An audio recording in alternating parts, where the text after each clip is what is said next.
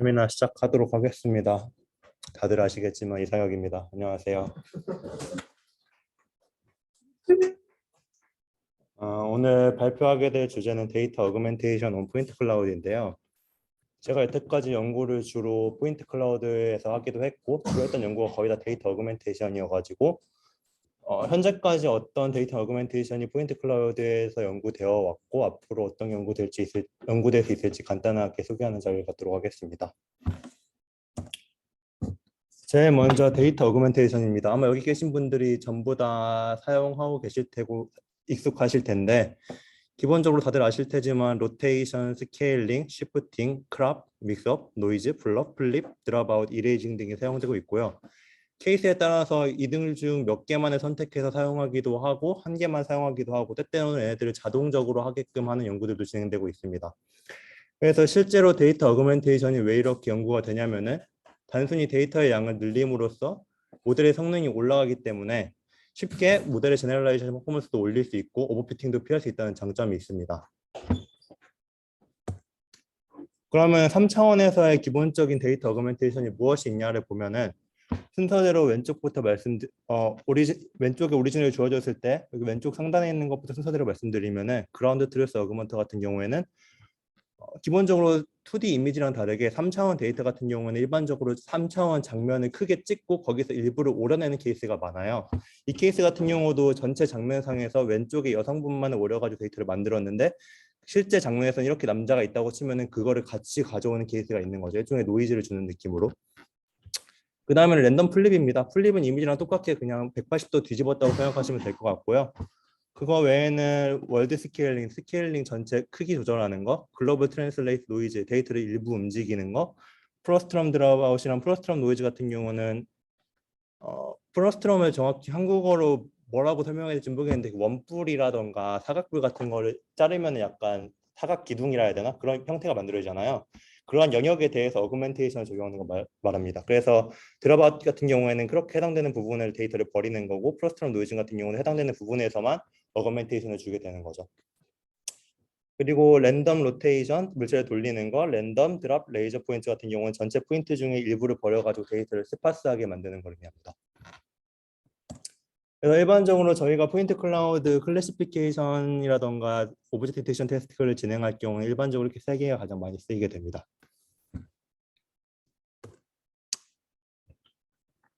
그래서 이러한 어그멘테이션이 포인트 클라우드에 어떻게 적용되는지를 일단 간단하게 말씀드릴 건데요. 우선 위쪽에 이미지를 생각해 보시면 이미지는 기본적으로 가로, 세로, 피처 이렇게 해서 표현되죠. 그래서 일반적으로 H 곱하기 W 곱하기 3으로 표현되는데 포인트 클라우드에 이와 비슷하게 N 곱하기 3으로 표현됩니다.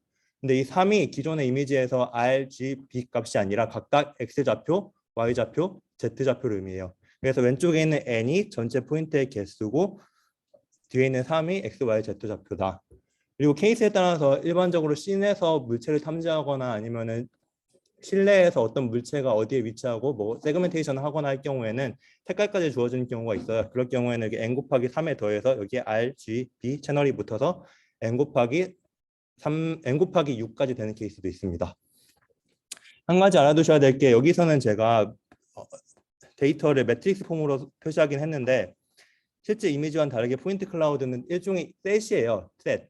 그래서 사실 이 첫 번째 포인트와 두 번째 포인트가 바뀌더라도 결과적으로 같은 데이터를 표현한다고 생각할 수 있어요. 그래서 이 부분을 반드시 고려해야 됩니다. 그래서 앞서 말씀드렸던 로테이션, 스케일링, 트랜슬레이트 노이즈가 그럼 어떻게 표현되냐면은 이미의 포인트 클라우드 P가 있을 때 이게 n 곱하기 3이라 그랬죠. 로테이션 같은 경우는 단순히 로테이션 매트릭스를 전체 포인트에 곱해준다고 생각하시면 됩니다. 그래서 로테이션 매트릭스 같은 경우는 3x3 매트릭스가 되고요. 마찬가지로 스케일링 같은 경우는 매트릭스 폼이나 스칼라 폼 둘 중에 하나로 표현되는데 차이가 뭐냐면은 스몰 s를 쓸 경우에는 이미의 실수값을 그냥 전체 포인트에 곱해주는 겁니다. 그에 반해서 라지 S 같은 경우에는 애가 매트릭스인데 대각행렬이에요. 이게 뭘 의미하냐면은 스칼라의 경우에는 전체 X, Y, Z축에 대해서 동일한 비율로 데이터를 증가시키는데 대각행렬을 만들어가지고 X축만 2배 늘려라, Y축만 2배 늘려라, Z축만 2배 늘려라 이런 게 가능하다는 얘기입니다. 트랜슬레이션 같은 경우에는 전체 포인트에 임의의 벡터를 더해줘가지고 전체 데이터를 조금씩 이동시키는 걸 말합니다. 여기서는 제가 스몰 b 하나만 적었는데 실제로는 라지 b를 쓰기도 해요. 라지 b 같은 경우에는 포인트 와이즈로 트랜슬레이션 시키는데 이게 무슨 뭘 의미하냐면은 임의의 가우시안 노이즈를 줄 때 각각의 점들을 조금씩 다른 비율로 이동시킬 수 있다는 걸 말합니다. 그래서 데이터를 오버 샘플링 하거나 할 때 일반적으로 포인트를 좀 많이 뽑아가지고 그 포인트에 대해서 펄터베이션을 줘가지고 좀 더 다양한 위치에 위치한 것처럼 보이게끔 쓰기도 합니다. 그래서 이러한 데이터 어그멘테이션이 왜 포인트 클라우드에서 연구가 되냐면은 첫 번째 이미지랑 똑같아요. 그냥 데이터를 많이 쓰면 제너럴라이제이션 퍼포먼스에 좋으니까. 근데 왜 유독 포인트 클라우드에서 연구가 되냐? 데이터 스카서티 이슈 때문이에요. 2D 이미지넷 같은 경우에는 쓰신 분들도 많이 계시겠지만 일반적으로 40밀리언에 가까운 엄청나게 많은 대량의 이미지가 있는데 저희가 가장 흔하게 쓰는 3차원 분류를 위한 모델 같은 경우는 데이터가 고작 13,000개밖에 없어요.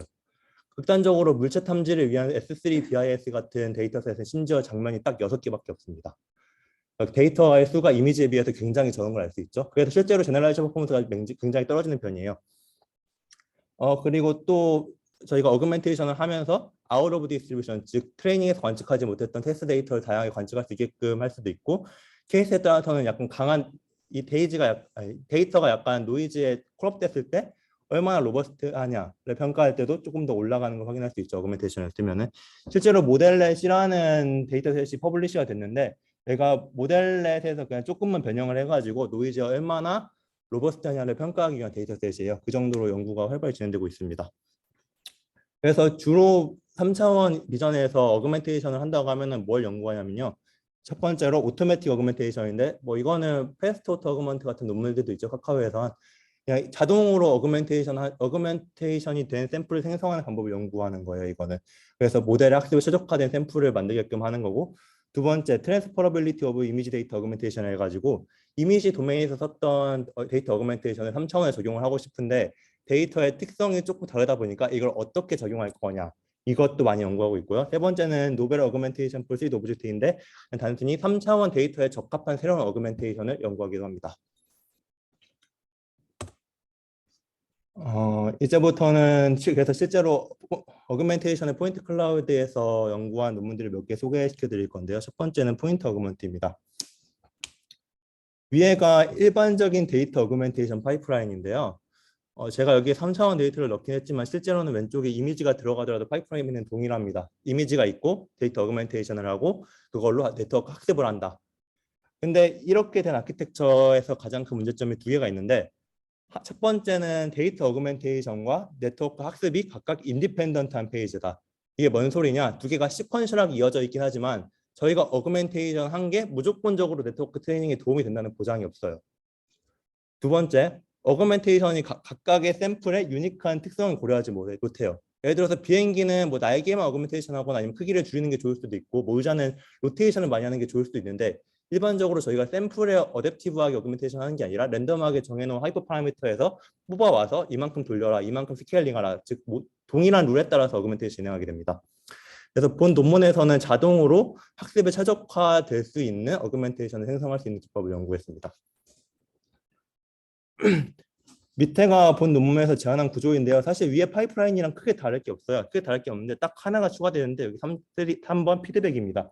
인풋 샘플을 어그멘테이션한 아웃풋을 이용해서 학습을 하는 것까지는 동일한데요.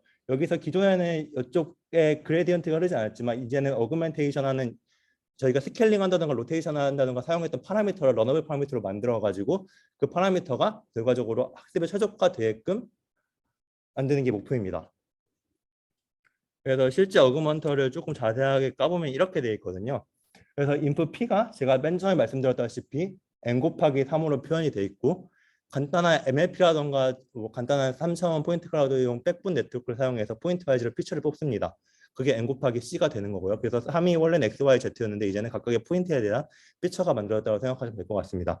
그럼 이 피처를 가지고 두 개를 리그레션 하는데요. 첫 번째는 쉐이프 와이즈 리그레션이고 두 번째는 포인트 와이즈 리그레션입니다. 그래서 첫 번째 쉐이프 와이즈 리그레션을 통해서는 라지 M 매트릭스를 구하게 되는데 3x3 매트릭스죠. 제가 맨 처음에 설명해 드릴 때 3x3 매트릭스가 두 개 있었는데 로테이션이랑 스케일링 매트릭스가 있었어요. 결과적으로 밑에 있는 어그멘테이션 된 포인트 클라우드가 P 프라임으로 표현이 되는데 M이랑 P를 곱해서 D를 더한 폼으로 표현이 됩니다.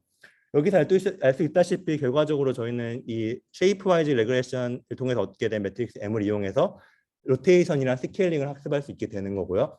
두 번째, 포인트 와이즈 리그레션, 라지 D를 사용하게 돼가지고 전체 포인트에 적용된 어떠한 임의의 노이즈라든가 펄터베이션을 학습할 수 있게 되는 겁니다. 그래서 실제로 이렇게 하다 보니까 단순히 임의 하이퍼 파이프인트에서 터치하는 것보다 훨씬 더 성능이 올라갔습니다. 여기까지가 포인트 어그먼트인데 질문 있으신가요? 논문 하나 소개하고 하나 질문받는 단위로 할게요. 없으시면 넘어가도록 하겠습니다. 그 다음은 포인트 클라우드의 믹스업 같은 경우도 저희가 가장 쉽게 사용하는 어그멘테이션 기법 중에 하나죠.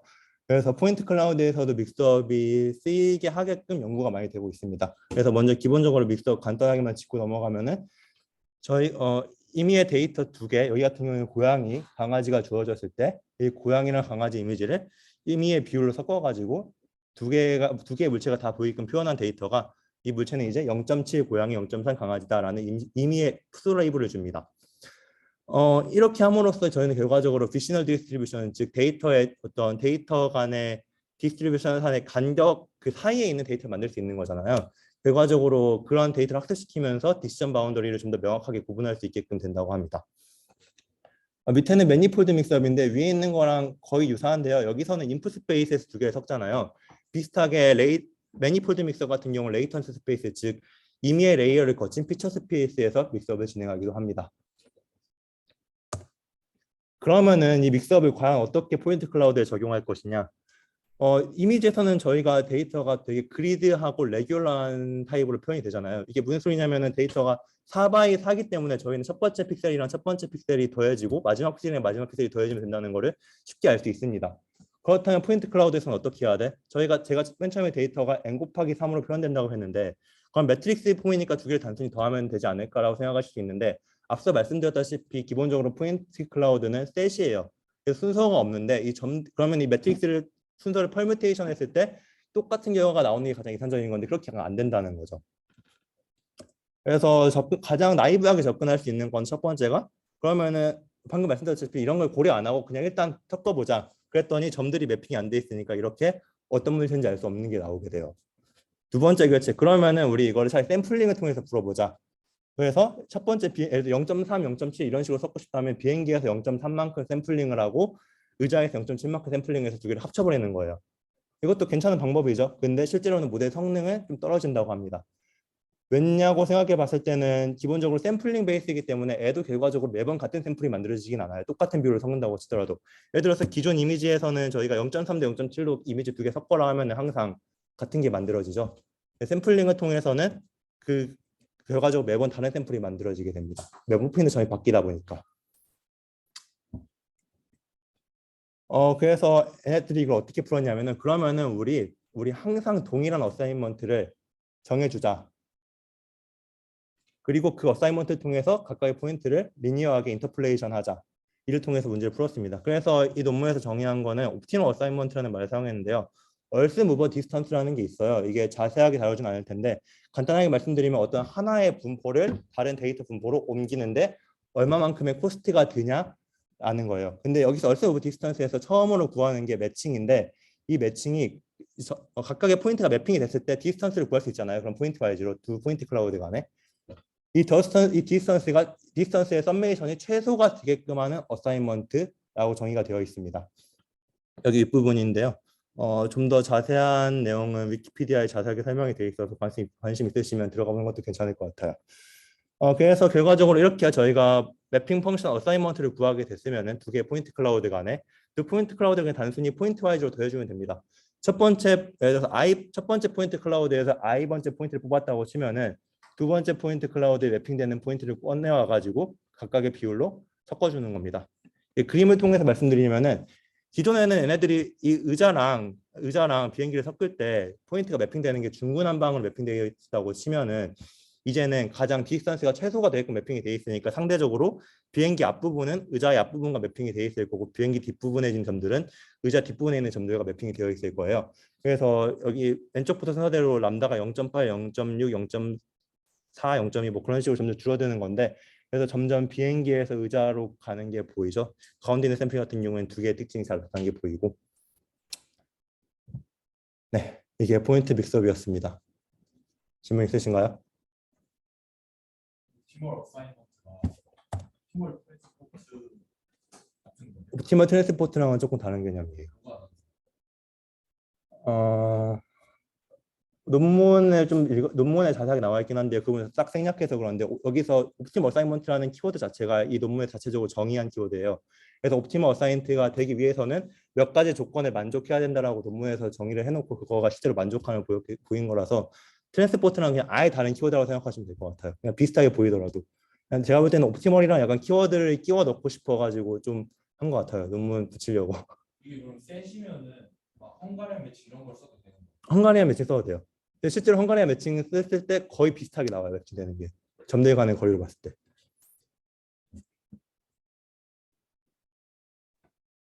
그 랜덤 샘플링 하면은 성능이 떨어진다. 네. 좀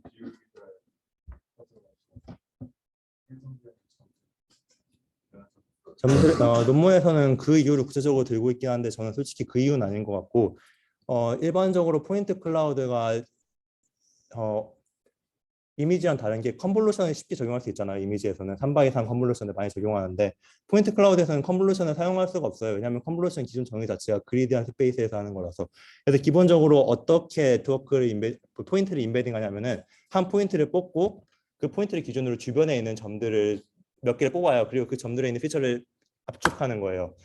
근데 그렇게 되다 보니까 민감한 게 덴서티, 즉 데이터가 얼마나 밀집되어 있냐랑 이 쉐이프, 어떻게 쉐이프 형성되어 있냐에 민감하게 반응하는데 이렇게 섞다 보면 사실 두 개의 샘플이 동시에 섞여 있기 때문에 매번 덴서티가 바뀌게 돼서 성능의 저하가 일어나는 게 아닌가 싶습니다. 제 생각에는.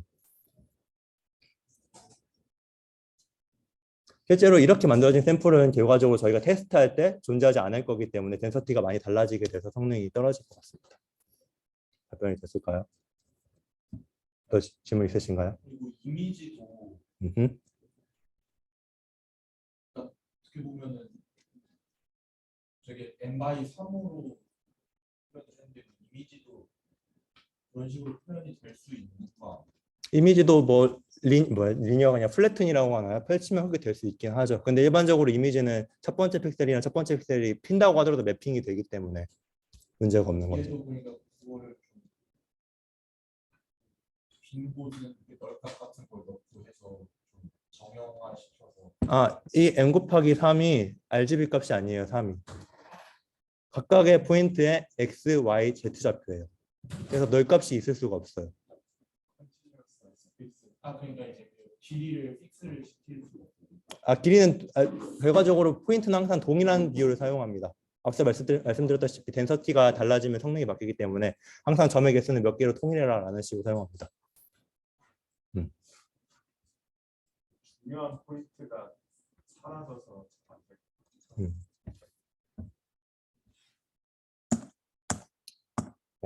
포인트 믹스업이었고요. 그 다음은 RS 믹스인데 RS 믹스는 포인트 믹스업이랑 비슷하게 믹스업을 적용하는데 믹스업을 가져온 대신에 우리 컴믹스를 가져오자. 컴믹스라는 논문이 있는데요. 뭐냐면은 이거 이미지 첫 번째 이미지에서 이미지의 비율을 잘라다가 다른 이미지에 붙여가지고 얘는 0.6해, 뭐 0.25, 뭐 고양이 뭐 이런 식으로 라벨 주는 거예요. 비슷하게. 기존의 믹스업 같은 경우는 두 개의 이미지를 전체를 합쳤다면은 일부 비율을 유지시켜 주는 겁니다. RS 믹스에서 만들어진 샘플을 실제로 보시게 되면 여기 같은 경우에 뭐 의자의 몸통이랑 침대 일부 프레임이 같이 있는 게 보이고 이게 저도 정확히 뭔 클래스인지 모르겠는데 아마 계단인 것 같거든요. 계단이랑 차가 섞여서 이렇게 되고 뭐 전등이랑 이건 진짜 뭔지 모르겠어요. 이게 논문에 실제 들어있는 그림인데 잘 모르겠는데 아무튼 두 개가 잘 섞여 있는 게 보입니다. 이렇게 각각의 파트를 유지하자가 핵심인 겁니다.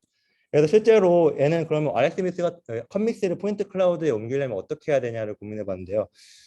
기존의 컴믹스가 위에 있는 이퀘이션을 통해서 표현됩니다. 이게 뭐냐면은 여기 라지 m이 마스크인데요. 마스크가 뭐냐면은 여기 있는 1이 써 있는 데이터만 살리고 0이 있는 데이터가 0으로 표시된 부분을 버리자는 겁니다.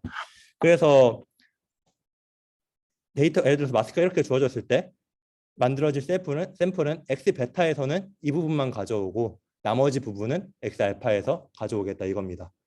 근데 계속 말씀드렸다시피 포인트 클라우드는 기본적으로 데이터가 그리디하지가 않아요. 그래서 마찬가지로 마스크도 사용 못해요. 그럼 어떻게 해야 되냐? RS믹스는 그래가지고 서브셋을 사용합니다. 각각의 데이터에서 임의의 점을 뽑고요. 그 점으로부터 근접한 몇 개의 점들을 뽑습니다. 그래서 뭐 침대에서 여기 부분이 뽑혔다 치면 아이고야. 침대에서 이 부분이 뽑혔다 치면은 이 부분은 이제 사라지게 되는 거고 의자에서는 이 점이 뽑혔으니까 이 점을 기준으로 근접한 애들은 살아남게 되는 겁니다. 그래서 결과적으로 살아난 부분을 잘린 부분에 갖춰다 붙이게 됩니다. RS믹스 되게 심플하죠. 컴믹스에 있는 그대로 갖다 쓴 거니까. 점의 개수가 달라질 수 있어요. 맞아요. 점의 개수가 달라질 수 있어요. 이게 가장 크리티컬한 건데요.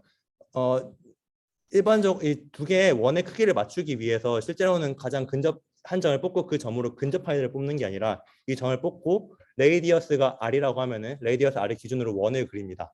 그리고 그 안에서 예를 들어 저희가 첫 번째 샘플 A고 이게 두 번째 샘플 B라고 할게요.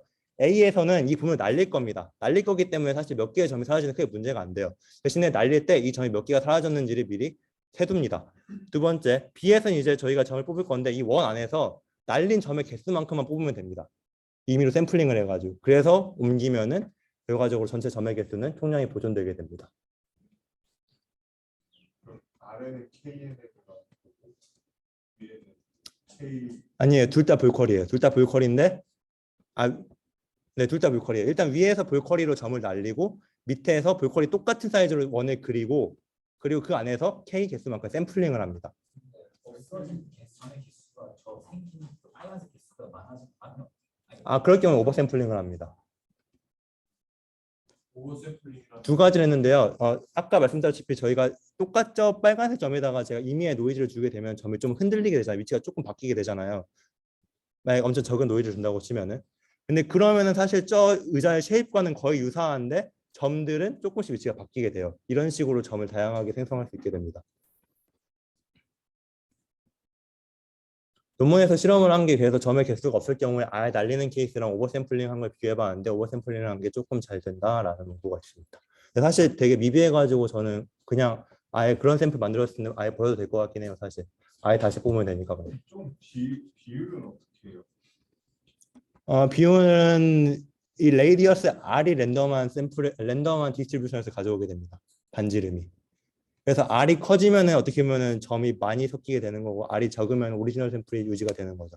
R을 기대해서 레이저를 네. 결정한다. 그래서 R 같은 경우에는 그냥 베타 디스트리뷰션을 사용하긴 했는데 아마 극단적으로 튜닝한 게 아닐까 싶어요. 딱히 그렇게 막 엄청 분석을 하진 않아가지고 R에 대해서 그냥 여러 번 네 번 돌려봤는데 애가 잘 나왔다. 그냥 그 정도로 써 있습니다. 오버 샘플링이라고 하는 거는 아예 똑같은 게 두 개씩 들어가서 아예 똑같을 수는 없죠. 왜냐면 그러니까 똑같이 예를 들어서 n/3에 있는 거 있다고 n/3의 점이 있다고 치면은 얘를 똑같이 일단 복사를 해와요. 그리고 뒤에 거에만 임의의 노이즈를 줘요. 그럼 각각의 점들 좌표가 전부 다 조금씩 바뀌게 되죠. 이 두 개를 합치면 2n 곱하기 3이 되죠. 근데 두 개의 데이터가 완전히 겹치진 않고 조금씩 다른 위치에 존재하는 물체를 만들 수 있게 되는 거죠. 아까 점에 그것 따라 펜스에 따라 좀 크리티컬하게 있는데 네. 그거에 대한 문제는 안 생기나? 저도 그 부분을 우려하긴 했는데 아무래도 그런 케이스가 많이 발생 안 하는 것 같아요. 오버 샘플 하는 게 한다고 해도 극단적으로 많이 뽑는 게 아니라 보통 거의 전체 데이터가 노멀라이즈가 되기 때문에 어느 정도 비율이 비슷하거든요. 그래서 조금만 늘리거나 조금만 삭제하거나 하다 보니까 크게 깨지거나 하진 않는 것 같습니다. 네, 넘어가도록 하겠습니다. 다음은 포인트 울프인데요. 이제부터는 제가 연구했던 것들을 간단하게 소개시켜 드릴 건데 복잡한 내용은 빼고 그냥 이게 뭐였구나 하는 식으로만 말씀드리도록 하겠습니다. 사실 여기 계신 분들 중에서 포인트 클라우드를 메이저하게 연구하신 분은 별로 없을 테고 실제로 데이터 어그멘테이션 쪽으로도 앞으로 연구를 많이 하실 분들도 많이 없을 것 같아가지고 약간 개념 위주로 설명해 드리도록 하겠습니다. 기존에 포인트 울프가 해결하고 싶었던 가장 큰 문제는 뭐냐면요. 기존 데이터 어그멘테이션 같은 경우는 어떻게 보면 전부 다 글로벌 데이터 어그멘테이션이었어요. 이게 무슨 소리냐면은 전체 쉐입에 대해서 동일한 어그멘테이션이 적용된다는 거예요. 각각의 포인트에 대해서 조금씩 다르게 바뀌는 게 아니라.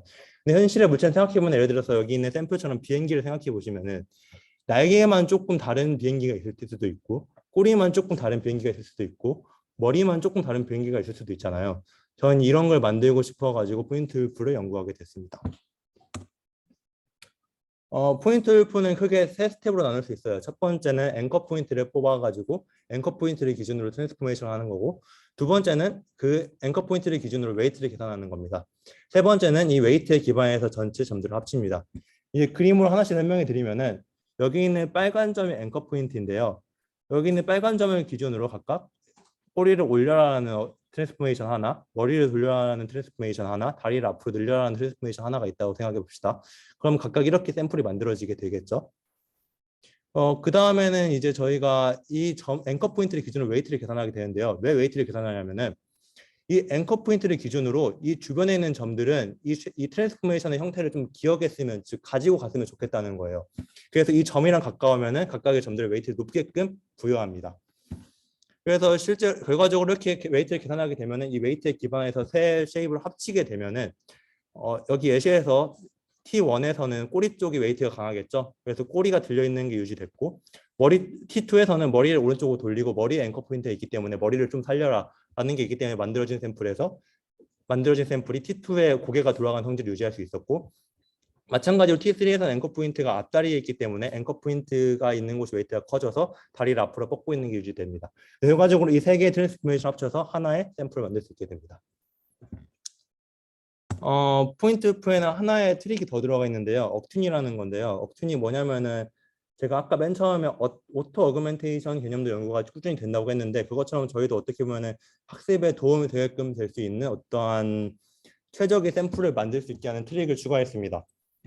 예시로 이게 오리지널 샘플인데 사람이 걸어가는 샘플이 포인트 울프를 통해서 좀 이렇게 목이 늘어나고 몸통이 휘어지게끔 만들어졌다고 가정을 할게요. 근데 문제는 실제 테스트 데이터랑 만들어진 데이터랑 굉장히 다를 수가 있어요. 그래서 어그멘테이션을 통해서 만들어진 데이터가 100% 학습에 도움이 된다고 장담을 할 수가 없습니다. 그래서 저희는 약간 인덕티브 바이어스를 추가했는데, 뭐냐면은 컴피던스 스코어가 높으면은 쉽고 컴피던스 스코어가 낮으면 어려운 거잖아요. 기본적으로 생각할 수 있는 게. 그래서 컴피던스 스코어가 극단적으로 낮을 경우에 애를 조금 올려줘라, 즉 너무 어려운 샘플을 조금 쉽게끔 만들어줘라 라는 개념을 추가했습니다. 그래서 각각의 컴퓨터 스코어를 계산하고 저희가 임의로 정해놓은 어떤 기준의 컴퓨터 스코어가 있을 때 얘네 두 개를 어떤 비율로 섞어야 될지 먼저 계산을 하고, 그 비율이 계산되면은 두 개의 포인트 클라우드를 섞습니다. 그럼 결과적으로 이 CP 프라임과 CP를 합쳐서 그 중간 단계에 있는 어그멘테이션 샘플이 만들어지게 되는 거죠. 네, 여기까지가 포인트 울프였습니다. 포인트 울프가 내부적으로는 수식이랑 알고리즘이 많은데, 일단 간단하게 설명드리기 위해서 좀 수식적인 부분은 뺐고요. 좀 알고리즘이 기본적인 메소드 위주로 설명드렸습니다. 혹시 질문 있으신가요? 더 관심 있으신 분들은 개인적으로 연락 주시거나 논문 읽어보시는 거 추천드립니다. 그 다음으로는 가장 최근에 제가 연구했던 세이지 믹스인데요. 세이지 믹스의 기본 시작은 기존의 포인트 클라우드에 존재했던 믹스업들을 좀 해결하고자 한 거였습니다. 그래서 포인트 믹스업 같은 경우에는 왼쪽이 테이블이고 오른쪽이 변기인데 두 개를 섞었을 때 문제점이, 사실 이 물체는 0.6 테이블, 0.4 베스트업이고 얘는 0.6 테이블 뭐 이런 식인 건데, 실제로 보시면 어떻게 보면 두 개의 고유의 성질을 다 잃어버리게 되는 거잖아요. 근데 포인트 클라우드는 RGB도 없고 사실 쉐이프가 전체이기 때문에 쉐이프가 망가져가지고 성능에 하락이 있지 않을까, 이런 샘플들이 그렇게 생각했습니다. 두 번째로는 RS 믹스인데요. RS 믹스가 섞였을 때 가장 쉽게 볼 수 있는 게 두 개의 점들 사이에 거리가 확실히 느껴요. 반절이 보여요. 두 개가 섞였을 때. 여기 보이시죠? 이게 뭐가 문제냐면은 포인트 클라우드가 제가 앞서 말씀드렸다시피 어떻게 네트워크를 인베딩하냐면 점을 뽑고 주변에 있는 점들을 계산해가지고 피처를 뽑게 돼요. 근데 결과적으로 이렇게 떨어져 있는 영역이 발생하게 되면은 실제 테스트에는 이런 게 없을 텐데 모델에 악영향을 줄 수도 있게 되는 거죠. 그 다음으로 마지막으로는 각각의 물체가 가진 고유한 특성을 무시하는데, 이게 무슨 소리냐면은 기본적으로 의자의 다리는 물체 밑에 있는 게 정상인데 RS 믹스 같은 경우는 잘라다가 빈 공간에 갖다 붙이기 때문에 극단적으로 이 의자의 다리를 잘라다가 침대 윗부분에 가져다 붙일 수도 있는 거예요. 이러한 걸 좀 방지하는 게 목표였습니다.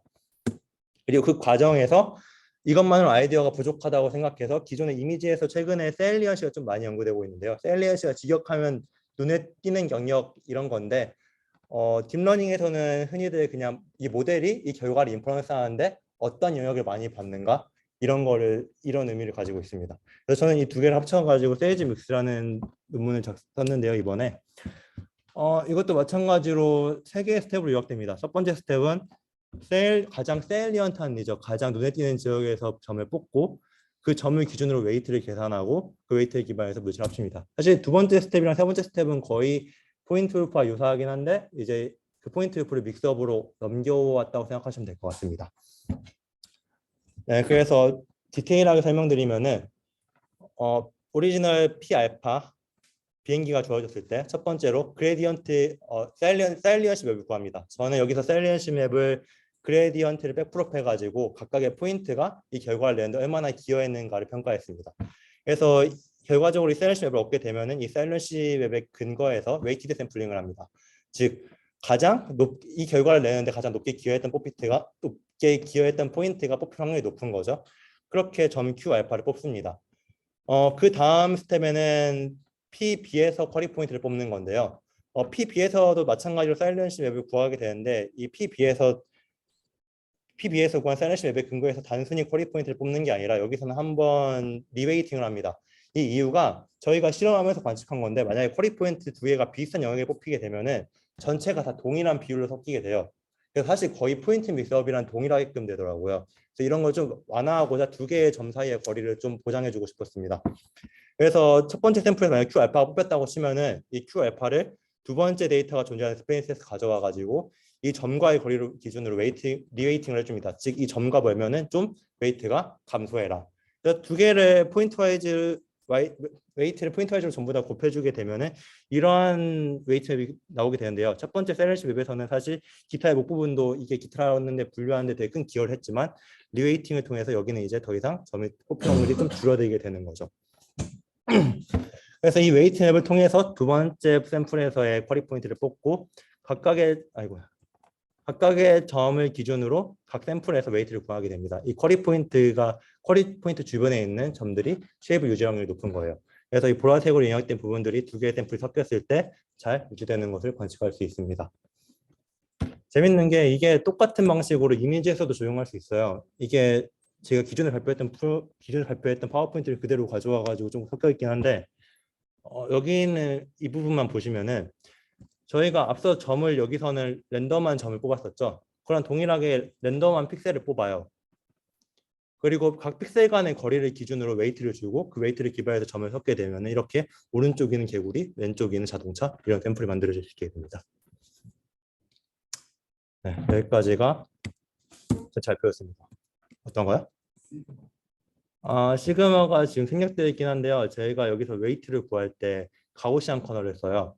그래서 가우시안 커널을 기준으로 웨이트가 가까우면 얼마나 세게 할지 아니면 멀어도 조금 웨이트를 보장해 줄 건지 이런 지가 컨트롤이 가능해 가지고 시그마가 극단적으로 커지게 되면은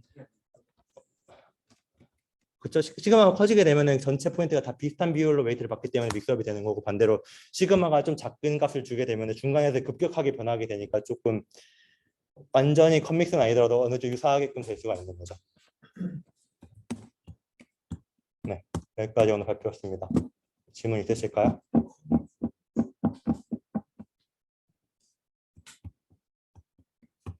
여기서 마무리하도록 하겠습니다.